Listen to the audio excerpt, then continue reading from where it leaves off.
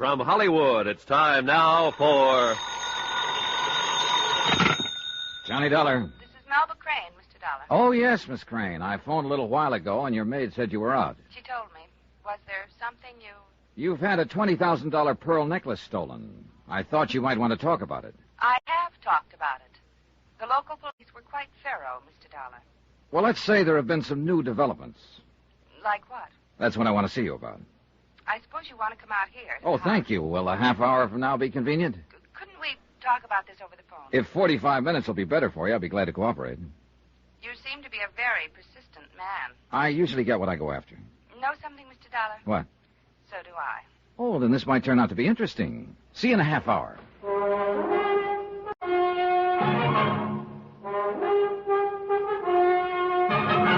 Tonight and every weekday night, Bob Bailey in the transcribed adventures of the man with the action-packed expense account, America's fabulous freelance insurance investigator. Yours truly, Johnny Dollar.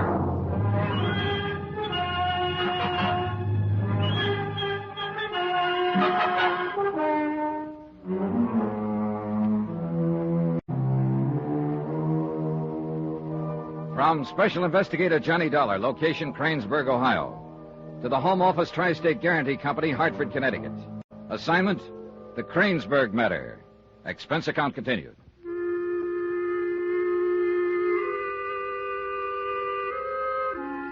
Item, $20,000.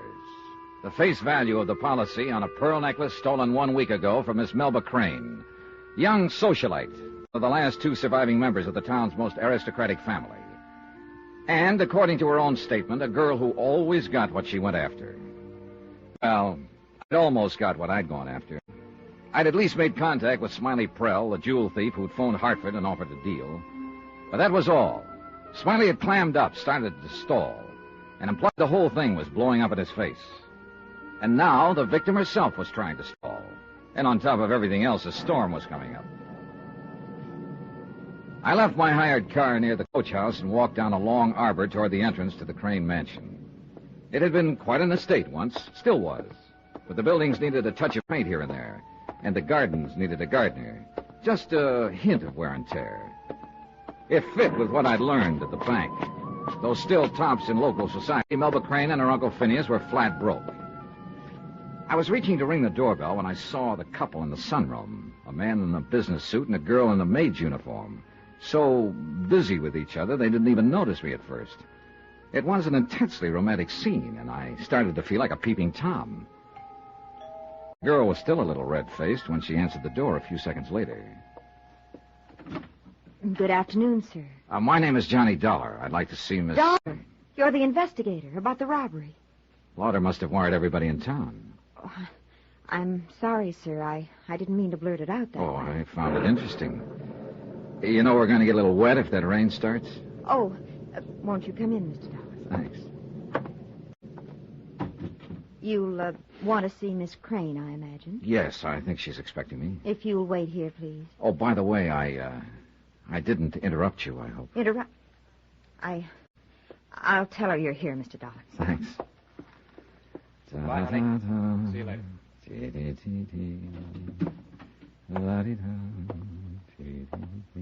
Oh, hello. You must be the insurance fellow. Did you get a wire, too? A wire? Oh, no. Melba told me you were coming out. I'm a friend of the family, Mr. Dollar, Dean Sellers. How are you, Mr. Sellers? Melba and I are engaged, you know. Congratulations. Well, it's not recent. Yeah, I know. So you're a little hard to figure out. I'm a complete enigma, Mr. Sellers. I believe you're the chap who gave Miss Crane the necklace, right? Yes, it's an engagement present. Do you have any lead on it yet? Nothing definite. I understood you'd been contacted by the thief who stole it. That's right. Well, then you... Well, I haven't actually seen the necklace yet, and until I do, I can't be positive this man ever, even has it. It wouldn't be the first time a professional jewel thief has tried to pull a swindle. I see. Tell me something, Mr. Dollar. Yeah? Suppose you do get hold of the pearls. What happens to them then? Well, that depends. If Miss Crane's claim hasn't been paid at the time, they go to her. If it has been paid and she refuses to reopen negotiations, then we sell the necklace to recover our losses. And up till now, as I understand it, the claim hasn't been paid. That's right. I see. Well, I hope you get it back quick, then. The insurance won't cover the sentimental value. Sentimental value to whom, Mr. Sellers? To both of us. Oh, I know. I saw you outside the sunroom there. Strictly unintentional. What I mean is his appearances can be deceiving sometimes. I wouldn't want you to misunderstand. Oh, I think I understand perfectly, Mr. Sellers. Good. Whether Miss Crane would or not may be something else again. Oh, Melba's very understanding. She must be. Well, I've got to run on. She'll be down in a minute. My office is in the Ridley building. Drop in if there's any way I can help. Thanks. I may just do that. Hello?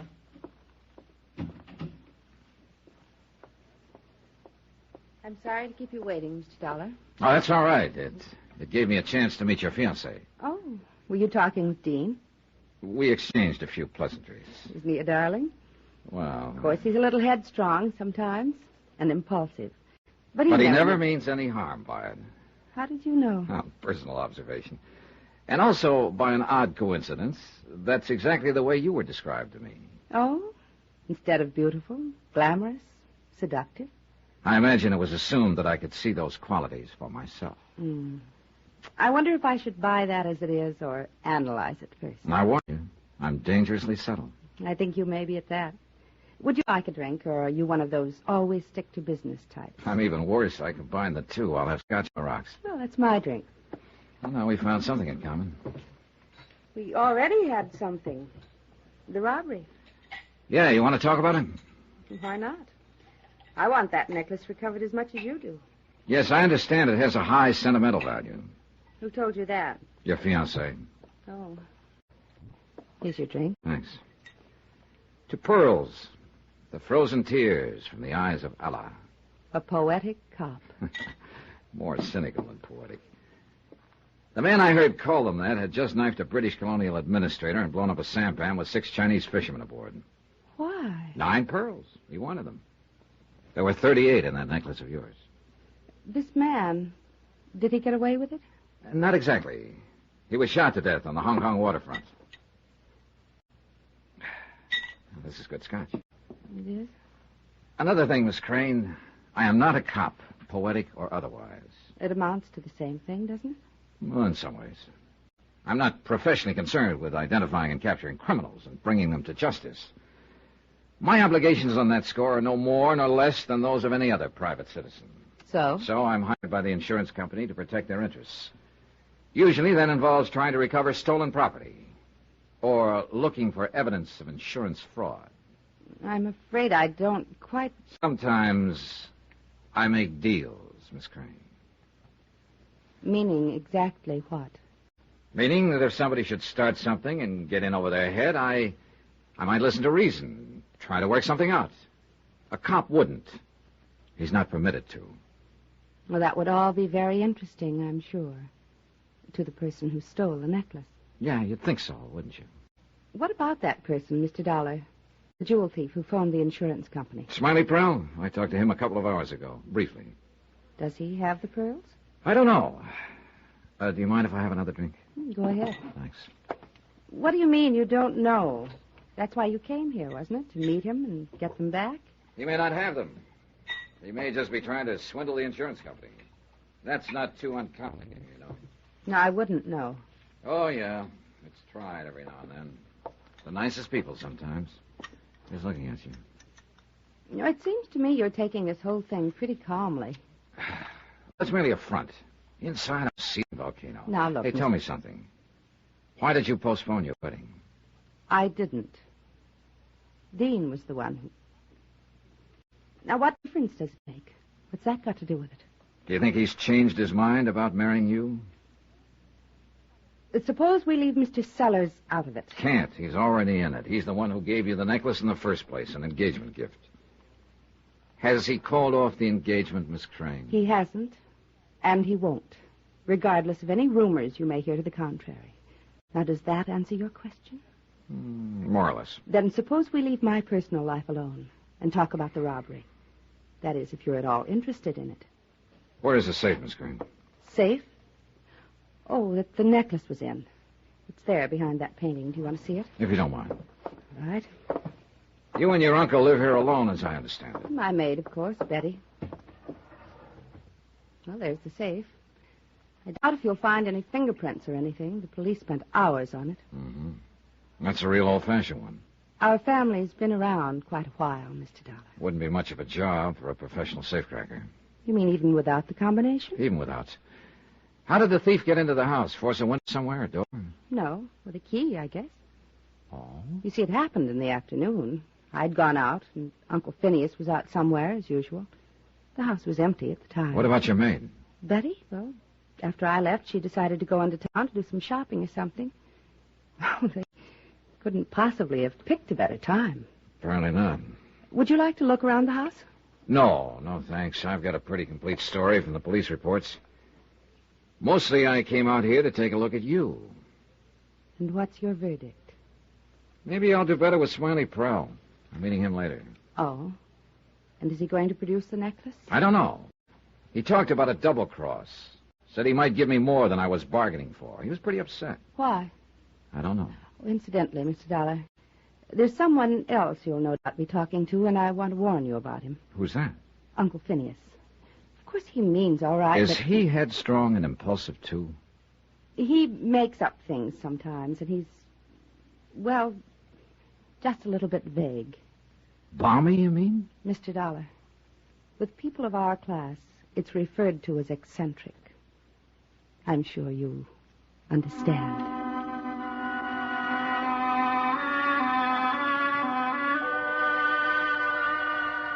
I left the house filled with understanding and with some brand new questions about the Cranes that needed still more understanding. The lowering storm clouds had brought an early dusk, and it was nearly dark when I reached to open the door of my car. Then suddenly I caught a flash of white at the corner of the coach house.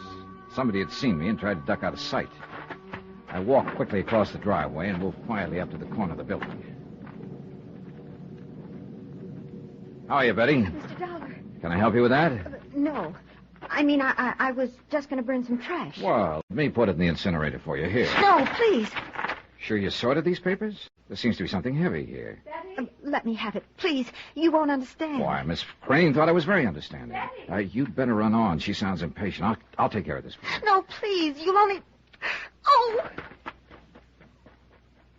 I watched her disappear into the shadows, running toward the house. Then I unwrapped the package she'd been trying to hide in the incinerator. It was a .32 caliber revolver, and one chamber had been fired. Recently.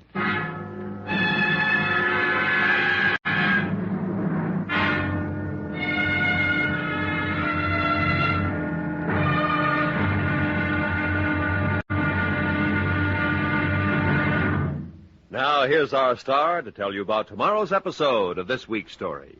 Tomorrow, a strange disappearance, a grim cry in the night, and a quarry is run to earth in room 313. Join us, won't you? Yours truly, Johnny Dollar.